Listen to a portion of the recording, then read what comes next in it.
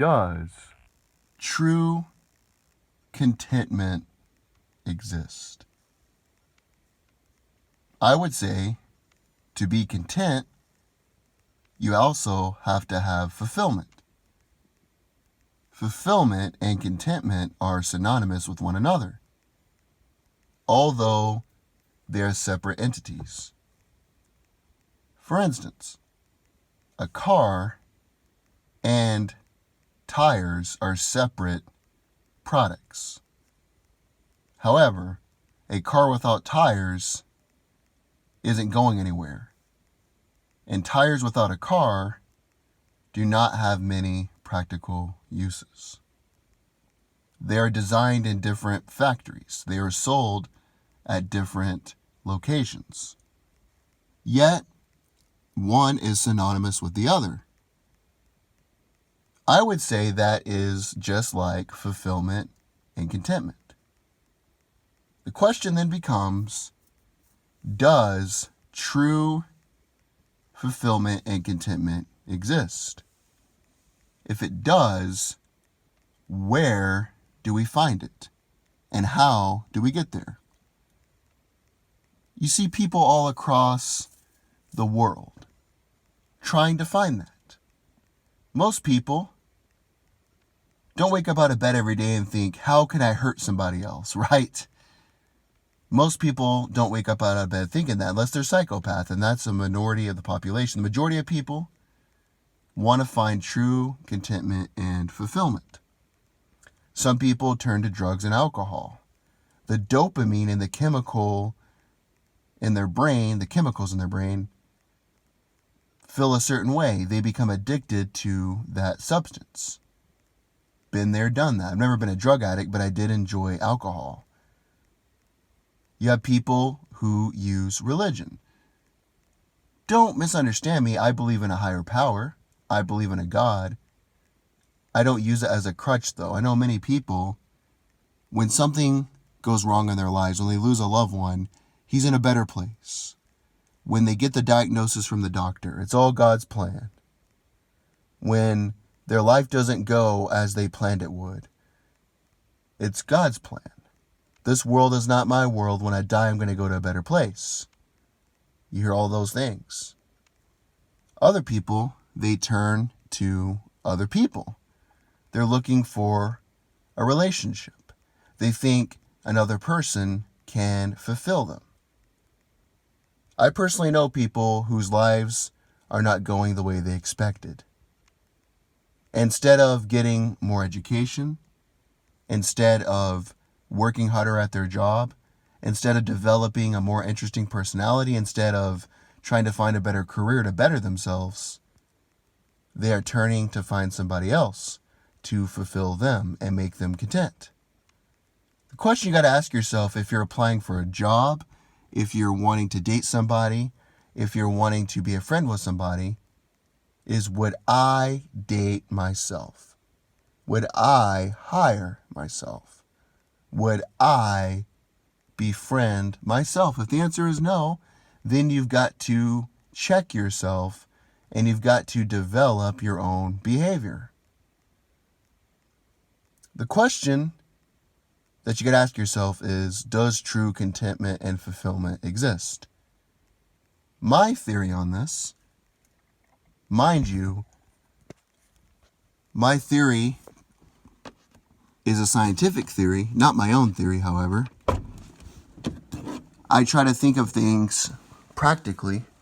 We all have our biases. I just try to be conscious of my unconsciousness when it comes to bias.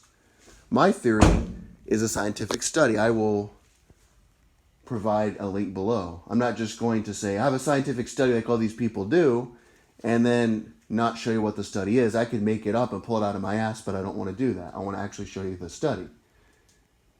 The basic premise of the study, I'm not going to read it verbatim, it's really long, it's a paper, a scientific journal, is that humans are a lot like monkeys. There was a study from chimpanzees. The chimpanzees would pull a lever. When they pulled the lever, they would get food as a reward. they measured the dopamine levels in the monkey's brain, the chimpanzee's brain.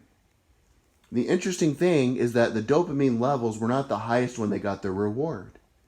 It was the highest right when they were pulling the lever. It was like a hill. Think of a hill. Whoop! It's like a whoop, right? It's like a hump. The dopamine's low. It goes up when you pull the lever because you know the reward is coming, and then it goes back down. They started expanding the study, and they found something quite interesting. In the study, they found that when they would give the chimpanzee, the monkey, whatever it was, a reward of different sorts, sometimes they would give them a lot of food, sometimes they would give them a little bit of food, that the monkey's dopamine levels would go even higher. And that's why we enjoy gambling. When you go to the casino, I've done it before, I'm sure you all have. Couple drinks in you, start to gamble, right? Wake up the next morning hungover, damn it, I lost my money, my $100, my $200, whatever you spent. That's because they know that uncertain rewards, unexpected rewards, give you an even higher dopamine level. But your dopamine level is the highest when you receive that reward. But then it goes back to normal levels. That's why true fulfillment and true contentment, and this again is just my opinion, you can offer your opinion below, I'm open to hearing it. True contentment and true fulfillment are only temporary. You can have temporary fulfillment, you can have temporary enjoyment, but eventually you're going to reach normal levels. That's what we see with relationships, right? You have many people when they first meet, it's called the honeymoon phase, like when a new restaurant opens up. You see piles and piles of cars backed that looks like they're waiting to get into Disneyland. Then when the restaurant has been around for a long time, it sort of reaches normal traffic levels, normal customer levels. That's like a relationship. In the beginning, it's the spark, it's the honeymoon phase. Every text message is your priority to answer. Every kind word, every gift, every gesture increases your dopamine levels.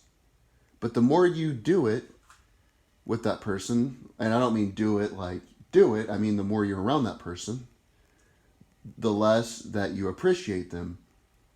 And then that goes away. A lot of people confuse infatuation with love. True love is the couple who's been together for 20 years. It doesn't mean every day they talk on the phone for 3 hours. It doesn't mean every little text message is so sweet. That's relying on emotion. True love is built over time. A lot of people confuse infatuation with love. Same thing with substances. When you drink in the very beginning, you get an amazing feeling. But the more you drink, the more tolerance you build up and the more alcohol you need just to reach that same level. Same thing with drugs. People say, I've done a little bit. I've done marijuana. I've done a couple psychedelics. I've never done anything harder than that. I've never done cocaine or I've never done methamphetamine. What I hear from people who have, and from the studies I've read about it, is that methamphetamine, the very first time you do it, you reach this amazing high. This amazing high where you feel like you won the Super Bowl. You feel like that you just got married to your celebrity crush. The best feeling in the world you can feel.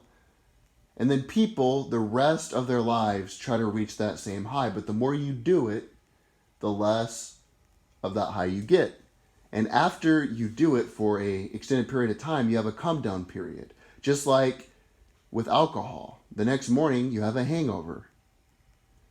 When you induce so much dopamine levels that aren't natural to your brain from a chemical or a relationship, that's why when you have a relationship and you break up from the relationship, scientifically speaking, you really do hurt. It's not just a mental symptom.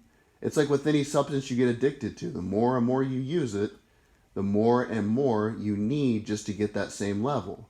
And eventually, you're going to have the come down. What's the solution to this? The solution is broaden your horizons. Don't think that any person, any substance, or any event, even at work, I'm guilty of this too. I'm thinking, if I can just work more hours, I can feel true fulfillment. If I can just get more money in my bank account, if I can just get a better job, I'm guilty of it as well. I think all of us have goals and aspirations, which you need. Why else would you be in this world if you don't have goals and aspirations and things to do? I'm just mindful that when I achieve whatever that goal is, then I will want to move on to something else. I don't think there's one magic moment that's going to make everything worth it. You see that in movies, right? You see the guy that works 12-hour shifts, he's good to the community. There's a big, huge payoff, but it doesn't work like that. And he lives happily ever after. That's in the fairy tale books, happily ever after. Just be realistic, have goals, have aspirations, try to achieve those. If you're not where you want to be, you got to work on your shit, right? You can't just say, I'm going to get in a relationship and this person is going to be my sole reason for existence. That person can be a partner. That person can be the gravy. You can eat food without gravy. It doesn't taste as good. You can eat biscuits without gravy. But that person should be the gravy, not the main course.